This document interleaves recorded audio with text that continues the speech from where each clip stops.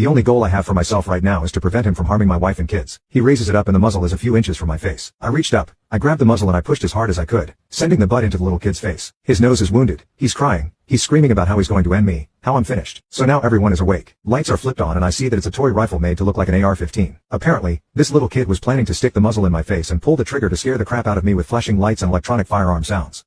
My sister-in-law was really mad. Her chosen narrative is that I'm a mentally unstable lunatic who is a danger to all children. She calls the cops. She insists, despite the protestations of my wife, that she's having me arrested and charged with child mistreatment. Police arrive. Interviews take basically the whole day. I'm a little worried that, getting arrested aside, I might not be able to leave and go home the next day as planned because these cops might not be done with their investigation. Fortunately, it didn't play out that way. See, this little kid wasn't just crazy around me. He was crazy everywhere and had been for years. The police had a file on him because the school was required to call the police every time he threatened to bring a firearm to school, which was often.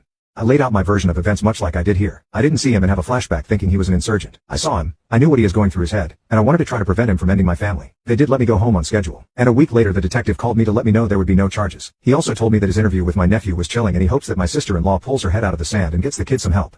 I told him she won't ever, and when he's 30 years old and on trial she'll be crying and saying he's just a boy. Hopefully he doesn't hurt anyone, but I know the odds are stacked against that hope.